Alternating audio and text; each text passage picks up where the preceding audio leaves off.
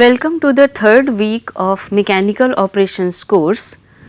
Today we will start lecture 1 of week 3, which is on laws of comminution. If you remember the fifth lecture of week 2, there we have discussed the size reduction, its definition, objective and breakage pattern, mechanism and mode of operation. Now here we will discuss the laws of comminution to calculate energy consumption in size reduction. So, it is almost impossible to find out the accurate amount of energy requirement in order to affect size reduction of a given material, and this is because there is wide variation in size and shape of particles both in feed as well as product. And second point is some energy is wasted as heat and sound, which cannot be determined exactly. Therefore, in very accurate way we cannot calculate the energy requirement for size reduction. The laws of comminution proposed by different authors help us to determine energy consumed in comminution, that is the creation of new surface. Now, what is basically comminution or size reduction? If you remember the last lecture, that is lecture 5 of week 2, there we have discussed the purpose of comminution is to increase the surface area there, and therefore we call it the creation of new surface. So, the laws of comminution proposed by different authors, by using those law we can calculate energy consumption when the new surface of material is created. Many of them do not take care of mechanical losses in the crusher.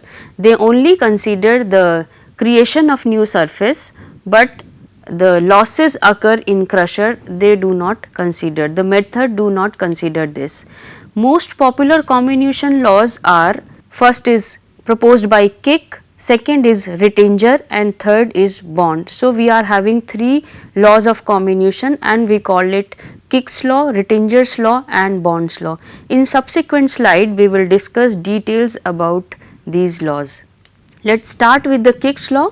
The Kick's law says, the Kick's law can be applied to crushing, and it says that the work required for crushing a given quantity of material is constant for given reduction ratio irrespective of original size. So, what is the meaning of this statement? That if I am having the feed and if we reduce the size of this feed, whatever energy is required for this, whatever work is required for this will depend on size of feed as well as size of product. But that size of feed and product ratio we have defined as the reduction ratio. So, therefore, work required is proportional to the reduction ratio. It does not vary with the original size of the feed. If we define the Kick's law mathematically, we can write the expression as E by m, that is energy required for crushing m kg of material, equal to Kk, that is the Kick's constant, ln df over dp, that is the df is the feed size and dp is the product size. So, ratio of these two we have defined as the reduction ratio. So, ratio of these two we have defined as the reduction ratio. Therefore, energy consumption is proportional to the reduction ratio, and here the proportionality is equated with the constant, that is the Kick's constant. So, therefore, comminution energy depends only on the reduction ratio and is independent of the original size of the feed. What is the meaning of this? For example, if I say that the particle of 200 mm size is reduced to 50 mm size. For example, if particle of 200 mm size is reduced to 50 size, what is the reduction ratio of this? 200 divided by 50, we have 4. So, reduction ratio is 4. Now, if I consider the particle of 2 mm size and we reduce it to the 0.5 mm size, so 2 divided by 0.5, again the reduction ratio is 4. So, if we consider the Kick's law, the energy consumption while crushing 200 mm material to 50 mm as well as 2 mm material to 0.5 mm will be same because reduction ratio is same. Now, what is wrong with this? If you remember the last lecture, that is lecture 5 of week 2, there we have discussed that when particle size are smaller and when we have to convert this to further smaller size, it requires more collision for reduction purpose. So, if reduction ratio is same, to crush 200 mm particle to 50 mm will require lesser energy in comparison to if we reduce 2 mm particle to 0.5 mm product. So, though reduction ratio is same, but obviously energy consumption will be significantly high because when we consider the smaller particle, the more collisions are required and many of these collision will be wasted and they are not participated in size reduction. So, when the statement of Kick's law is concerned, that it totally depends on the reduction ratio, this statement is not correct when we deal with the fine particles. In fact, higher amount of energy is required for reducing fine particles to still finer size than for breaking down large pieces of rock. So, Kick's law can be applied to coarse crushing where the feed size is quite large and reduction ratio is low. So, that is the limitation of Kick's law, that when we deal with the smaller particle, though it will have same reduction ratio, energy consumption cannot be same in two cases. Therefore, Kick's law is applicable only for coarse crushing where reduction ratio is small. Second law we have is the Rittinger's law, which is more accurate as far as size reduction or comminution is concerned. Now, what it says, according to this law, the work required for size reduction is directly proportional to new surface created. How we show it mathematically? This is the expression where we have E by m, that is energy consumption to handle m kg of material. It is equal to K R bracket SP minus SF. Now, what is SP and what is SF? These are the specific surfaces of product and feed. When we crush the feed, obviously feed will have a large size in comparison to the product. So, surface area for product is larger than that of the feed. So, SP minus SF will give the new surface created and Kr we call as the Rittinger's constant. The reciprocal of Kr is called as Rittinger's number. Therefore, the above expression is represented as E by m equal to Sp minus Sf divided by Rittinger's number. Now, what is Rittinger's number? If you see this table, for different material the Rittinger's number is shown, which is the, as far as unit is concerned, it is meter square per joule. So, depending upon the material, the Rittinger's number vary. But how we find this Rittinger's number? Rittinger's number can be obtained by drop weight test. Now, what is this drop weight test? For example, if I am having this feed and we put the feed over here and we take the weight of known quantity, let us say m kg, and we drop this weight up to a given height. So, from this height, if m amount of weight is dropped over here, so in one drop it will consume mgh energy. So, when we keep on dropping this from the same height, the energy consumption would be mgh into number of drops. So, when we carry out this experiment, so if you consider the Rittinger's expression, that is E by m equal to Sp minus Sf Rittinger's divided by Rittinger's number.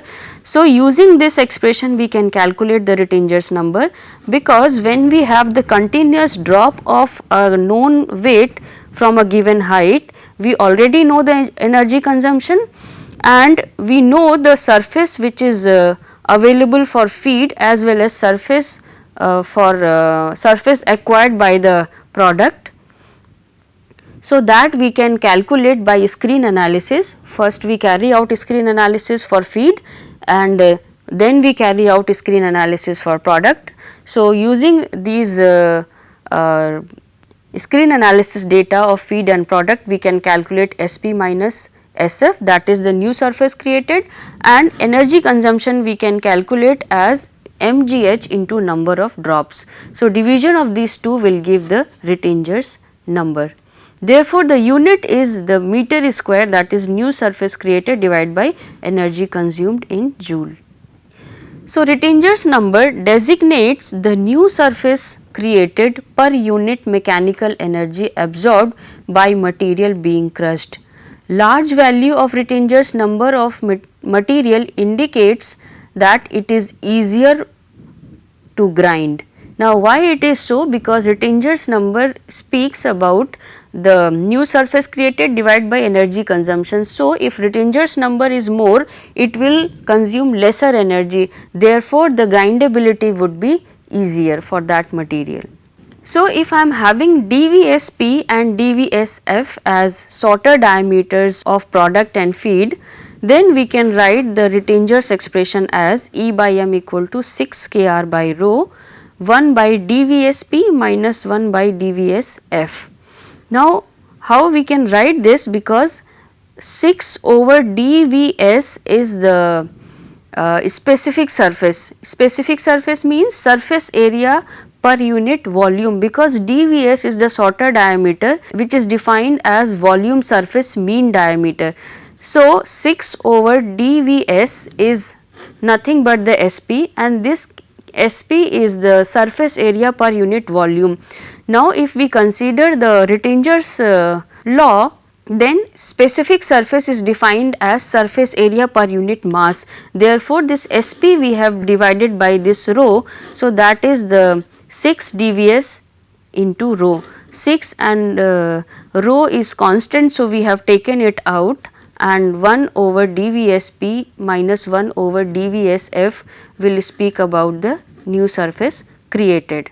So, when we consider dVsP and dVsF, we can write this expression finally, where we have replaced 6 Kr by rho as Kr dash, and these are the sorter diameter of product as well as feed. So, in terms of sorter diameter, we can calculate the energy consumption using Rittinger's law. Now, if you consider the Rittinger's law, what is the limitation of this law? That the mechanical losses due to friction and inertia in grinding equipment are not accounted in Rittinger's law. Why it is so? Because if you consider the Rittinger's law, it only speaks about new surface created.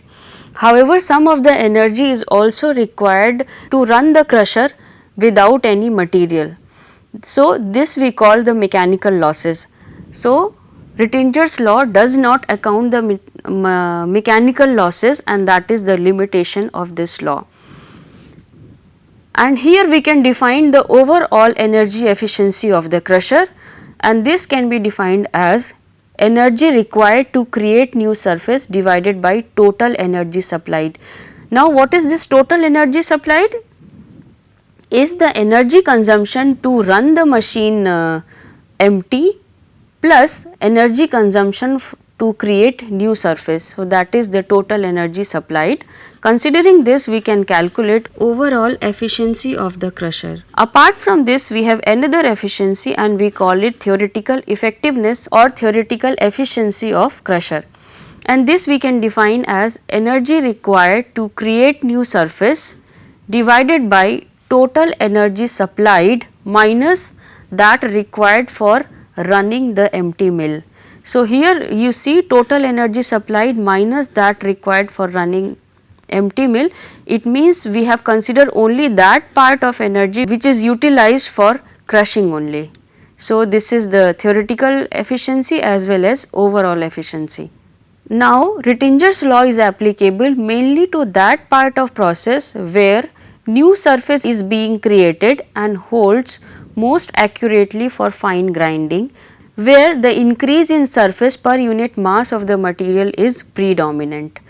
Thus, it gives better result for fine grinding where there is much greater change in surface area.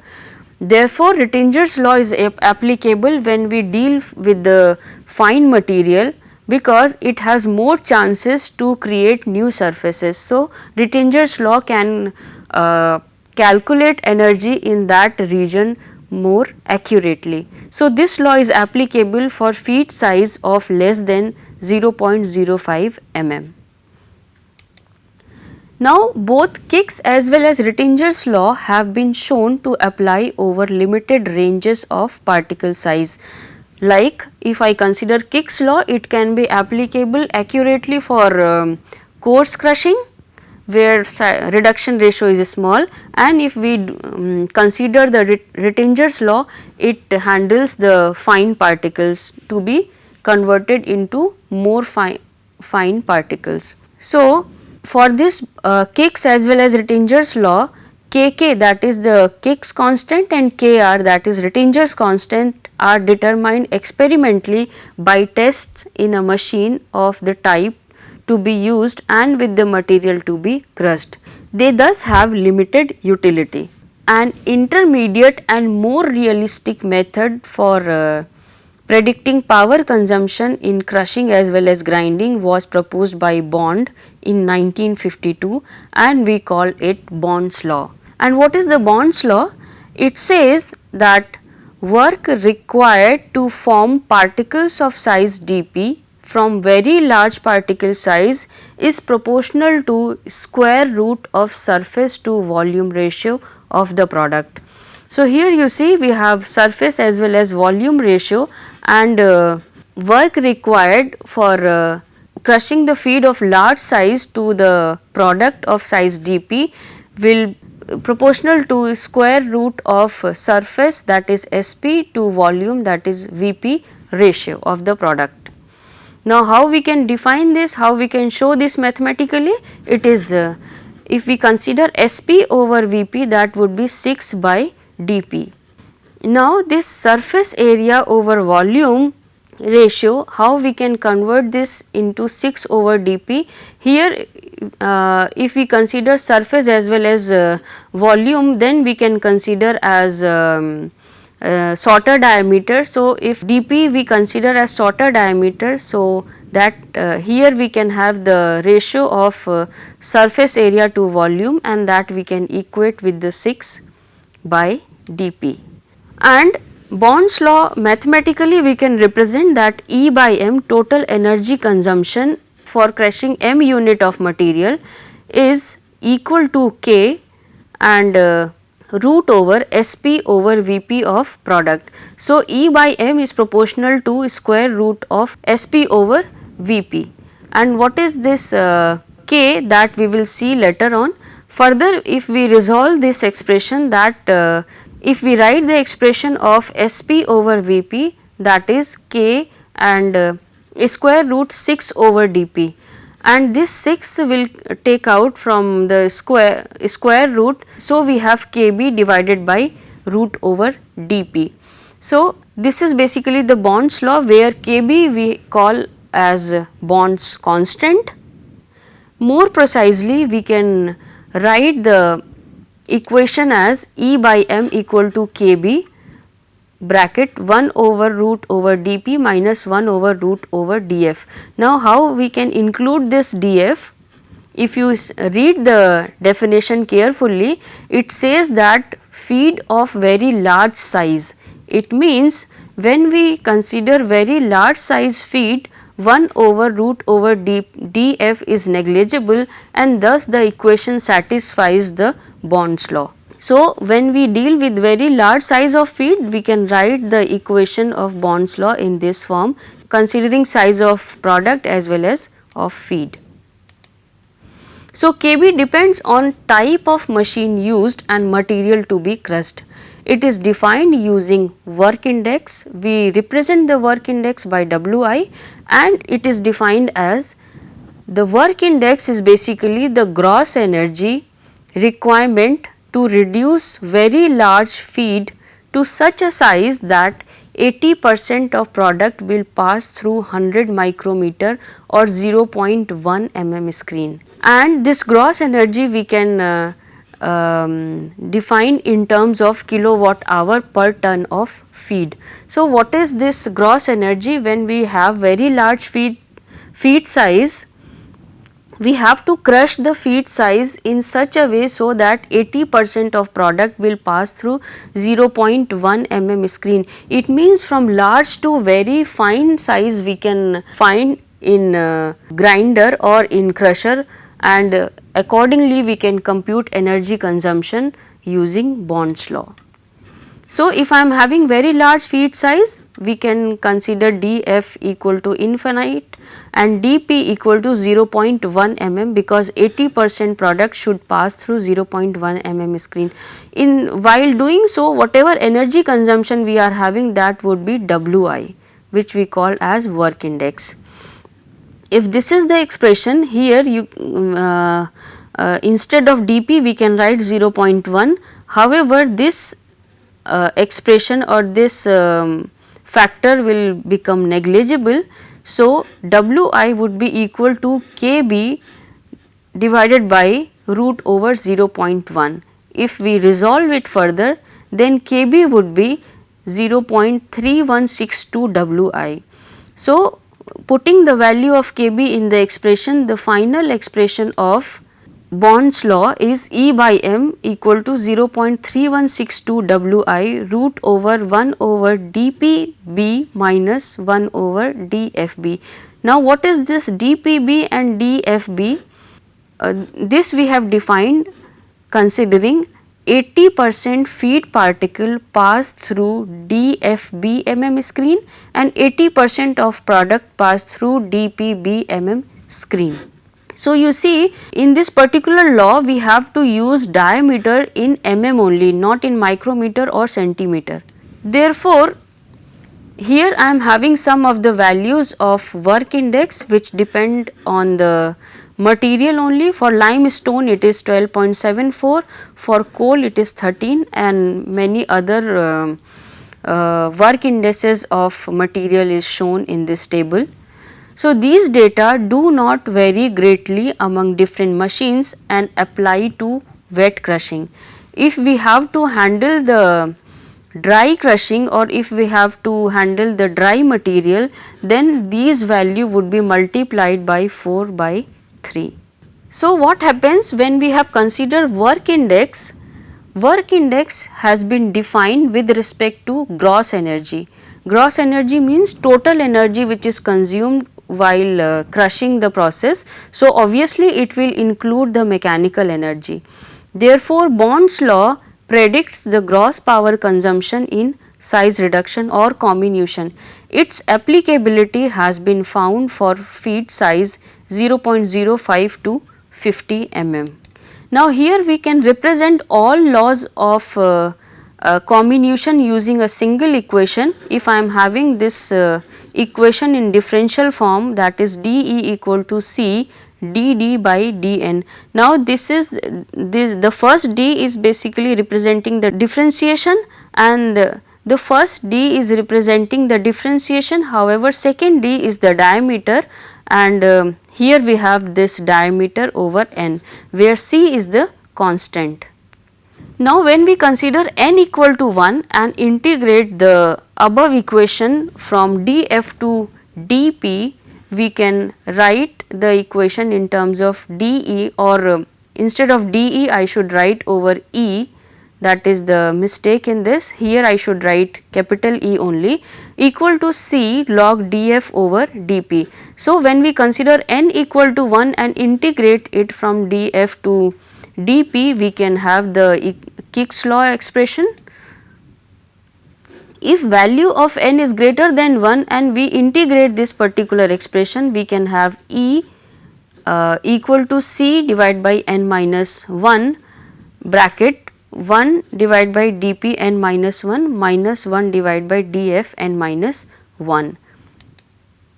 If I use n equal to 2 in this particular expression, then finally we have E equal to C into 1 over dP minus 1 over dF, which is nothing but the Rittinger's law. and when we consider n equal to 3 by 2 in this expression, then we can get the Bond's law. So, you see, using the single differential equation we can represent all three laws of comminution. It appears that Kick's law results apply better to coarse particle, retangers to fine particle and bonds to intermediate. So, we have three different law to calculate energy consumption in three different region.